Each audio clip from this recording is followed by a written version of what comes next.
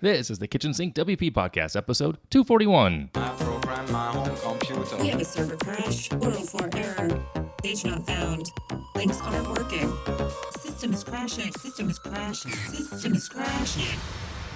Your old HTML website, barely alive. We have the technology. We have WordPress. A new website, better than it was before. Better, stronger, faster.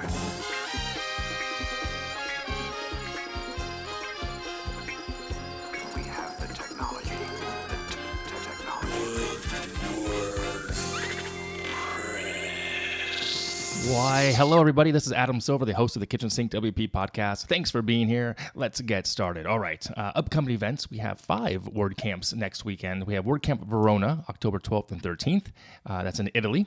WordCamp Skopje, I don't know how to pronounce that. I'm so sorry. October 13th and 14th. That's in Macedonia. I had to look that up. I had no idea where that was. Looks pretty cool. WordCamp Vancouver, October 13th. WordCamp Sao Paulo, October 13th also, and WordCamp Rochester, October 13th. So 5 WordCamps, 1 in the States, and the rest are international, which is very cool. So like I always say, if you can, and you are in those areas, you should go to a WordCamp. They are awesome. I did not get to go to, was it Baltimore? Yeah, Baltimore this past weekend, as I had wanted to and tried to get there. I did, actually. I tried in the last minute even to get up there, but it just wasn't going to work out. So ironically enough, my wife is there this weekend on a layover. So anyway, okay, moving on. Segment 1 in the news. WordPress 5.0, aka the Rising of Gutenberg, that's what I'm calling it, has some dates now attached to it, some actual dates, which could change, of course. But the beta 1 is expected to come out October 19th, which is literally in about 10, 11 days from the release of this episode, I believe. And the release candidate 1 for October 30th, which is a very important date in my life. It's my daughter's birthday. And it's looking for a target date. This is kicker. Looking for the target date of November 19th, which has put a lot of people at odds with that date because it's right before Thanksgiving. People think it should be after the New Year just to get past the holidays. But who knows what will come of that. And I'm sure there will be discussions about it from now until it comes out, and even at WordCamp US, which is the first or second weekend of, it's in early December. It's not exactly the first weekend of December this year because of the way the calendar falls. WordCamp, it's actually the second weekend. Yeah, it's the 6th, 7th, and 8th is WordCamp US back in Nashville. So, yeah, I'm sure there'll be discussions there. I'm sure Matt will hear a lot of people's concerns, problems, whatever crops up from the release itself, if it's out by then. So, anyway, there you go. I mean, if you want to run Gutenberg now, by the way, you can. It's a plugin. It's, it's working. People use it. There's a lot of stuff coming out with it. So, by all means, get over there and test things out. Make sure you have a backup. I like to work local with desktop server from ServerPress. Okay, so moving on, segment 2, meat and potatoes. Okay, this is a tough one. This month, I'm going to bring up something that's been really tough for me to talk about. And ideally, I won't get too choked up in getting this episode out verbally, as I did in preparing this episode. And I did consider having a co-host, someone to talk about this with on the episode, make it more of an interview or a discussion, but timing didn't work out. I do want to thank the 2 people who did. I mentioned the 2 in passing to offer. Elisa, you're one of them. So I'm doing this show solo. And so what's it about? Well, 2 days from the release of this episode drops on Monday, the 8th of October. The 10th of October, 2018 is World Mental Health Day. And I know there's a stigma when it comes to discussing mental health. And you may be wondering, how does this relate to me, to you, to WordPress? Well, it does, and trust me, we'll get to that. And I have 2 goals for this episode, for us as we are in this together. Number 1, if you're struggling with depression or anxiety, or anything around mental health, know that you are not alone. And number 2, mental health issues can be awkward to talk about, but that needs to change. We need to have hard conversations, and I'm hoping that we can change after this episode, and I'll share some resources as well. So, being a small business owner, entrepreneur, that itself has its own issues, and it has to be dealt with day to day, hour by hour, etc., month to month, week to week. And additionally, in our tech industry, there is an overall silence when it comes to mental health, but it doesn't need to be. So yeah. Okay, let me state moving forward that I am not a doctor nor a trained therapist, etc. If you need help, like right now, I want you to stop listening to this and call 911 or reach out to a loved one, a friend, someone. Message me if you need to. There's nothing more important than you getting the help you need at the moment you need it. Okay, so I will state it right now. I'm not sure if I've mentioned this elsewhere. I know some people might know, but I don't know if I've ever broadcast this on a larger scale. But I have struggled with depression off and on for a long time. It's part of my DNA, my brain chemistry, which also took me a long time to accept that I wasn't broken, per se. But I've never told anyone other than my sister at one point, and then who told my wife, and my best man at my wedding also knew. So now I'm telling you, anyone else who listens to this episode.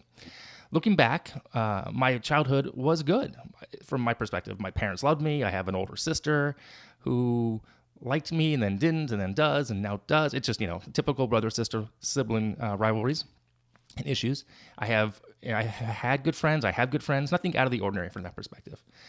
My first earliest memories with depression were probably from a younger age than I can actually recall. But I do recall being moody in my late teens, early 20s.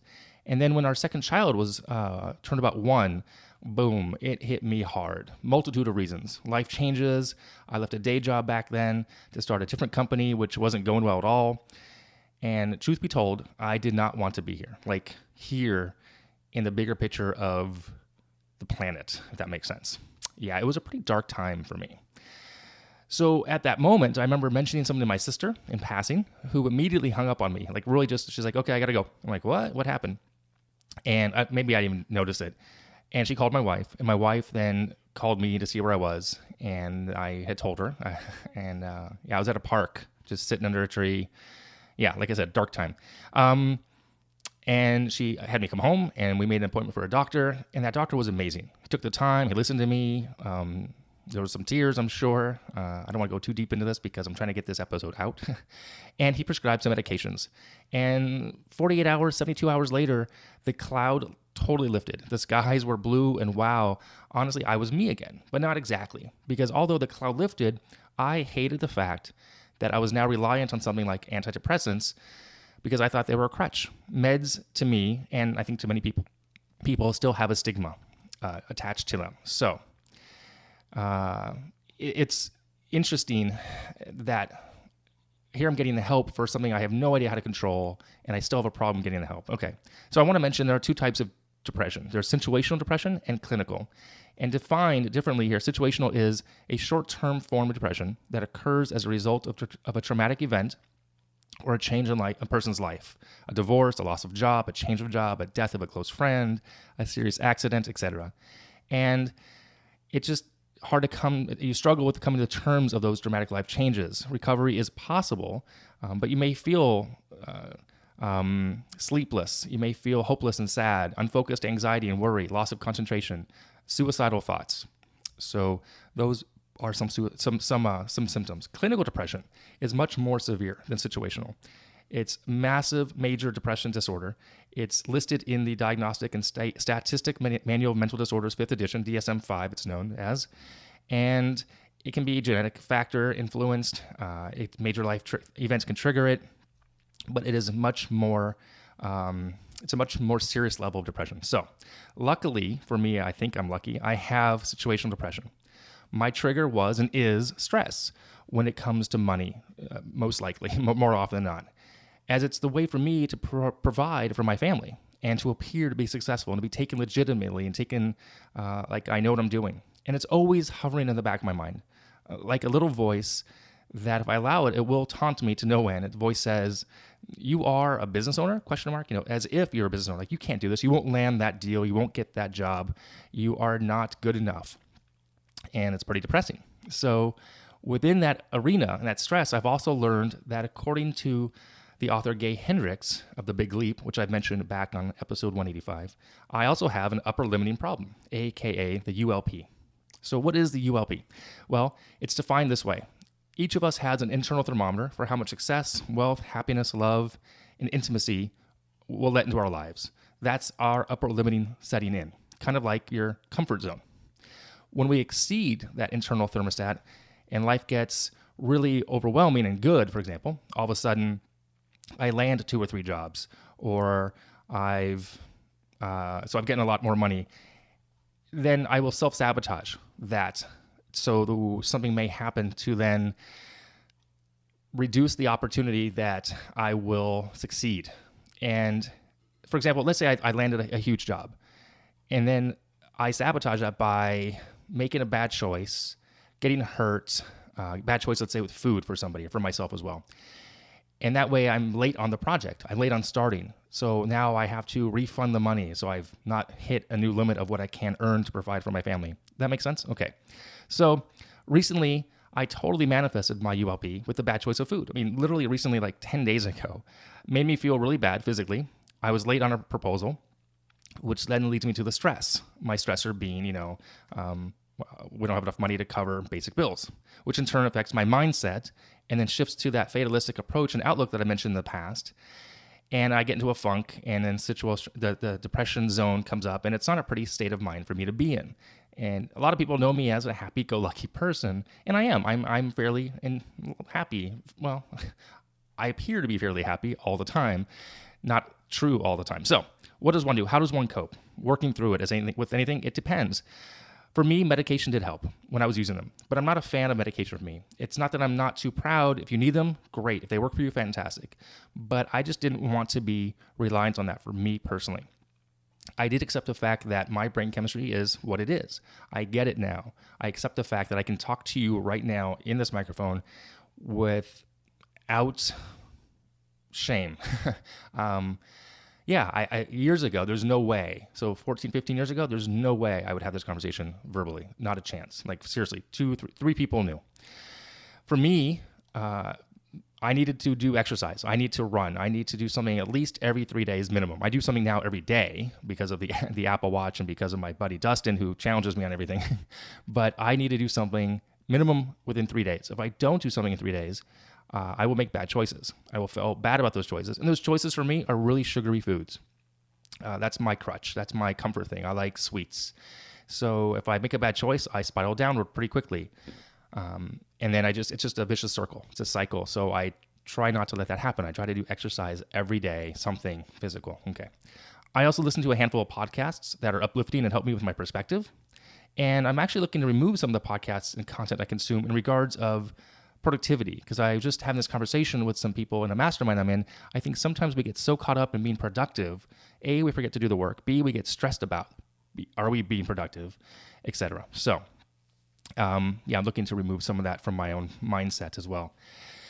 And I have realized that sometimes it's okay just to be, just to not have to do anything, not have to be productive. So I also have a handful of friends, some in the WordPress, my WordPress life, obviously, and some from before WordPress, go figure, that I can trust and open up to, and who will just be there to listen. I have considered therapy, but I haven't gotten over that hurdle for me yet about what that means.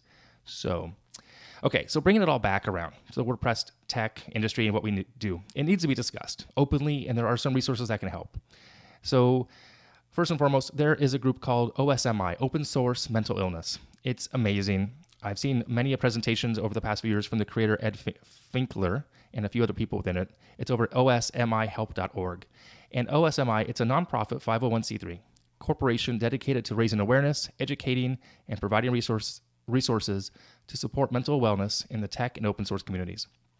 They take donations. I think they have some funding. I thought they did. The most recent published report from 2017 has a ton of data. People took a survey, and the data was shared about people who work in the tech industry, whether or not their companies offer support, mental health support, counseling, therapy, all those things. So I'll put a link in the show notes as well. So to wrap things up for the moment, because there's no way to put a pretty bow on this. It's an ongoing struggle, day to day, week to week, month to month, year to year for many people, including myself. I'm doing pretty good right now, by the way. I'm pretty surprised how I'm getting through this episode. So to wrap things up, like I said, don't be ashamed of your story and how you feel. You're human. You are important. Your story needs to be heard. Find a support system that will give you what you need in those dark moments. Good friends, mastermind, podcast, whatever it is that you need, find that support system, okay? If you don't have a support system, maybe find a therapist, okay? And your insurance very well may cover that. Just if you have insurance, check that out.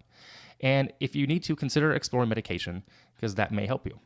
So lastly here, if you are in a crisis, like I said earlier, if you need help immediately, please call 911 or call the National Suicide Prevention Hotline. It's 1-800-273-TALK or text TALK to 741-741. Okay. So mental health, it's a thing. It's real. Don't ignore it. Take care of yourself. Take care of your family. And okay, moving on. Segment 3, tip and tool of the week. Ooh, got through that. Okay. This week's tip and tool is rescue time, which is ironic because I'm mentioning about mentioning productivity, but rescue time is a service and an app to track what you're doing, because I really do want to know what I'm doing on my computer, where I'm spending time, so I can cut the excess out and then walk away from certain things. So rescue time, it's over at, rescuetime.com. There's a free level and a paid level. My friend Tara mentioned it to me. I checked it out. I've shared it with a few people. I know Jen loves it already. So it's pretty cool. It breaks things down. So you get different reports. Rescuetime.com. I am not affiliated with them at all, but it does show you on your computer what you're working on, different apps, different websites. You can have certain hours turned on to it. And I think you can also, on the paid version, you can export a lot of the data, connect it to other services like with Zapier or If This, Then That. So you can maybe track projects for clients as well. Okay. That is it this week. If you have any questions, go ahead, send it in via email, or use Adam at KitchensinkWP.com, or use the SpeakPipe functionality of the website. Thank you for listening. Go out and do some awesome things with WordPress. Take care of yourself. You matter to me. Talk to you later. Bye.